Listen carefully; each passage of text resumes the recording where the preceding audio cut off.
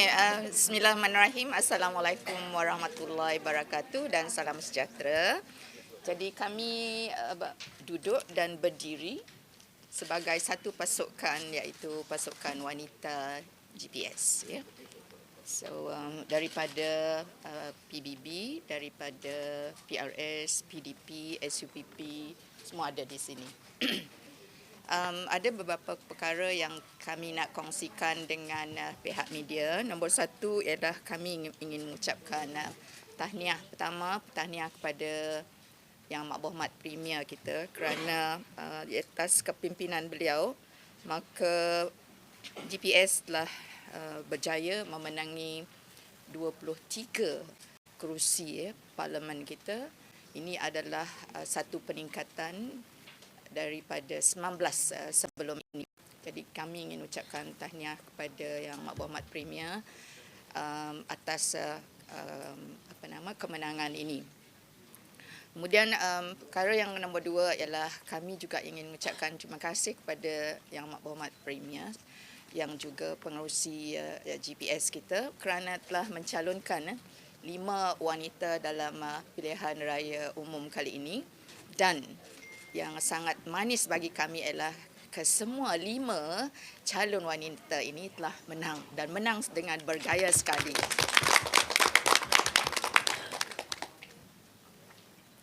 Dan harapan kami ialah pada pilihan raya yang lain yang akan datang, sama pilihan raya negeri maupun pilihan raya parlimen, lebih ramai lagi calon wanita dicalonkan dan mereka akan, kita harap juga akan menempah kecemerlangan seperti kecemerlangan yang telah dicapai pada pilihan raya umum kali ini. Dan ini kami merasakan bahawa kemenangan ini menunjukkan sokongan rakyat kepada kepimpinan wanita kita. Jadi alhamdulillah. Kesempatan ini juga kami ingin gunakan untuk mengucapkan terima kasih kepada seluruh jentera parti yang telah bekerja keras, termasuk jentera parti wanita kita yang memang bekerja keras sebelum pilihan raya, semasa pilihan raya dan tentu sekali selepas pilihan raya akan terus bekerja keras. Jentera wanita ini perlu juga kita sebut di sini atas khidmat yang telah diberikan, dan mereka bekerja sebagai satu pasukan yang mantap dengan jentera bapa dan juga jentera pemuda. So terima kasih dan tahniah. Nasihat saya selaku ketua wanita GPS kepada wakil rakyat yang terutama sekali yang barulah Jadi kita ingin mencadangkan bahawa buatlah postmortem di kawasan parlimen sendiri. Lihatlah di mana kekuatan dan di mana kelemahan, dan semasa berkempen tentu sekali ada isu-isu yang telah dikemukakan oleh rakyat dan juga permohonan. Dan inilah masanya selepas pilihan raya kita pastikan bahawa daripada semua maklumat yang diperolehi ini dan juga dari postmortem, kita gunakan untuk memberi yang terbaik kepada rakyat di kawasan. Dan ini sangat penting sebab prestasi kita diukur daripada perkhidmatan yang kita berikan, dan terutama bagi wanita, sekiranya pemimpin wanita itu menunjukkan kepimpinan dan juga prestasi perkhidmatan yang cemerlang, insya-Allah ia akan memudahkan lagi wanita-wanita yang akan datang boleh mendapat keyakinan daripada rakyat bahawa sekiranya calon wanita itu ditampil, mereka boleh diharap untuk membela nasib rakyat. Dan dengan itu sebabnya pimpinan yang ada sekarang ini mesti menunjukkan perkhidmatan yang cemerlang, agar dapat meyakinkan rakyat bahawa inilah contohnya kepimpinan wanita, dan sekiranya ada calon yang ditampilkan pada pilihan raya yang akan datang, berilah sokongan yang sepenuhnya atas rekod yang baik ini. Seterusnya saya juga bagi pihak semua rakan-rakan di sini ingin mengucapkan tahniah dan syabas kepada Yang Amat Berhormat Premier kita atas budget speech kemarin, dan kita melihat bahawa ianya memberi banyak peruntukan kepada golongan wanita, kanak-kanak, warga emas, dan juga perkhidmatan yang boleh menyumbang kepada kesejahteraan sosial. Saya petik daripada apa yang telah disebut oleh Yang Amat Berhormat Premier kemarin, beberapa contoh untuk membuktikan betapa prihatinnya kerajaan GPS terhadap kebajikan wanita, kanak-kanak, keluarga dan juga warga emas. Sebagai contoh, untuk pendidikan, 20 juta, 20 million for early childhood care and education, for operation of Sedidik, which now has 98 tadika and taska. Kemudian 15 million annual grant, ini GTK, grant tahunan khas, to 3,000 early childhood care institutions, taska dan tadika di seluruh Sarawak, which will benefit more than 80,000 children in Sarawak. Kemudian 1.95 million for One Stop Early Intervention Center atau OSIC di Sarawak.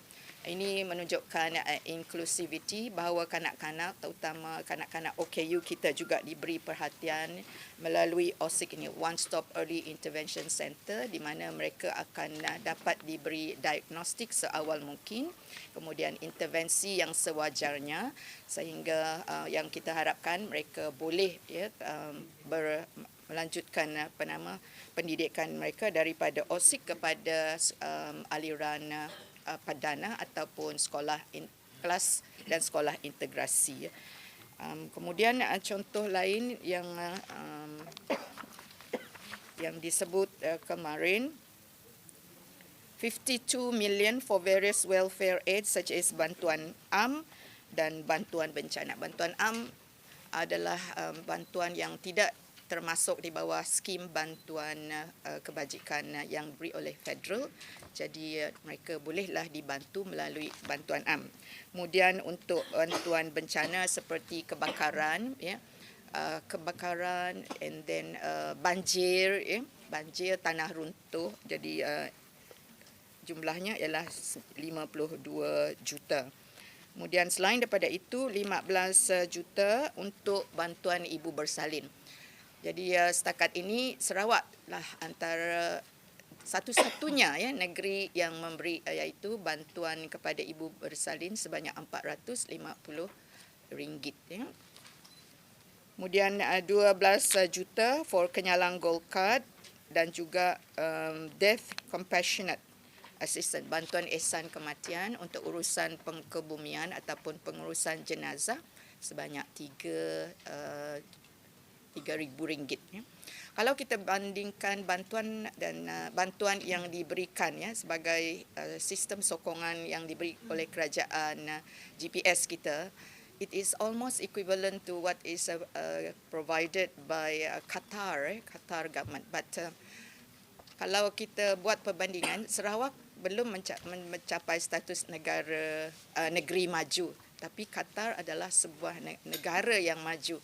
Bantuan-bantuan yang kita berikan dari sejak seorang bayi itu dilahirkan sehingga seorang itu meninggal dunia adalah hampir sama dengan apa yang disediakan oleh kerajaan di Qatar tu. Jadi kita boleh katakan bahawa ini adalah satu kecemerlangan yang perhatian yang sangat tinggi yang diberikan oleh kerajaan GPS kepada rakyatnya, terutama dari segi sistem sokongan sejak lahir sehinggalah meninggal seorang itu meninggal dunia. So banyak lagi yang telah disebut oleh Yang Amat Berhormat Premier kita. Dari segi TTG, iaitu tempat transit center untuk gelandangan. So yang sudah berjaya ditubuhkan di Sibu, alhamdulillah, dan seterusnya untuk tahun 2023, satu di Miri, satu di Bintulu.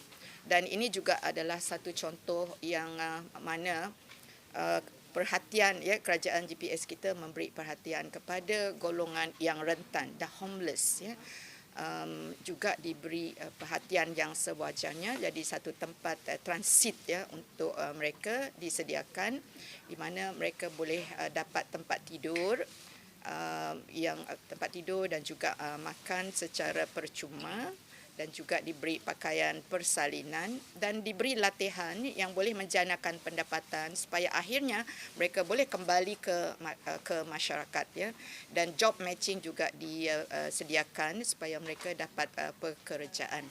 So saya rasa ini juga Sarawak adalah satu contoh yang sangat baik, iaitu memberi perhatian kepada golongan gelandangan. Yang lain, Special Needs Community Center yang semalam yang Mak Berhormat telah sebut sebagai konsep for SNCC will be the first in Malaysia. Inilah hasrat kita, iaitu di mana kita memperkasakan golongan OKU kita di bawah Special Needs Community Center daripada peringkat awal, the whole change daripada usia muda sehinggalah seorang OKU itu meninggal dunia. So the whole change of assistance, support is provided under SNCC, and then there's skills development, there's employment, kemudian intervention, rehabilitation, is all provided under SNCC kita, education as well. Community, the first one, iaitu 2.2 million for setting up Community Social Support Center, CSSC, that functions as one-stop center for social issues, problems and interventions for disadvantaged, vulnerable and marginalized families. Jadi this will be the first in Malaysia. Dan insya-Allah minggu selepas selesai DUN ini kita akan buat familiarization untuk peroperasian, iaitu peroperasian CSSC, the first one in the whole of Malaysia, insyaAllah. So kami merasakan bahawa di bawah kerajaan GPS ini dari segi kebajikan wanita, kanak-kanak, warga emas, OKU, kumpulan rentan, kumpulan miskin, yang ada juga disebut pasal yang nama mereka di bawah IKASih itu juga diberi bantuan oleh kerajaan untuk membuka akaun di dalam EPF ini juga. So in fact, in terms of dari segi yang bilangan yang buka akaun, yang tertinggi adalah negeri Sarawak. Ini adalah hasil daripada sumbangan kerajaan negeri untuk setiap nama dalam IKASih itu, si suri rumah yang menjadi ketua isi rumah, mereka diberi iaitu RM60 untuk membuka akaun dengan EPF. Dan dengan itu mereka akan dapat benefits. They will be able to enjoy benefits just like any others who has account with EPF. Right. So these are some, but it shows how caring is our GPS government. All right.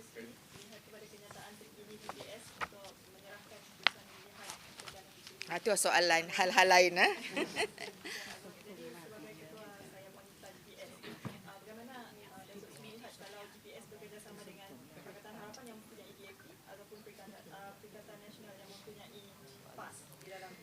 Okey, Yang Amat Berhormat Premier kita telah keluarkan kenyataan. Saya percaya pihak media sudah menerimanya, dan kami sebagai pergerakan wanita GPS, kami menyokong kuat statement yang telah diberikan oleh Premier. We support our Premier stand. Yeah. Jadi itu membuka situasi lah sama ada GPS, mungkin akan bekerjasama dengan. We support our Premier stand. di mana dia kata diserahkan kepada Duli Yang Maha Mulia, di bawah kuasa yang ada pada beliau. Jadi so that's it. Datuk, ini sekiranya berlaku penyampuran jadi royalty, jadi sebagai wanita negara Utara Sarawak ada cadangan untuk menambah wakil wanita dalam kabinet ini? Itu prerogatif it's not under us, tapi that's the prerogative of Ada dicadangkan? untuk Ada cadangan? we will see, we cross the bridge when we come across it. Kali terakhir GPS, tapi sebelum tu dipanggil masih dengan VN, mempunyai lebih daripada seorang wakil wanita dalam kabinet adalah tahun 2013. Ya, tahun 2013 before 2018. Selepas tu hanya seorang je. So Seorang lebih dari ramai lagi. seorang. We have Datuk Sri Haja Nancy. Are you talking about full minister? Oh, okay. Before ada dua kan? 2013 dua orang dulu ya. Yes. So now the number of women candidate from GPS dah makin tambah juga. The biggest actually. Yes. So it's the prerogative of the Prime Minister. Sama jugalah kalau the prerogative. And you're not going to push one. We support our Premier, we support the Prime Minister. Tidak bagi resume.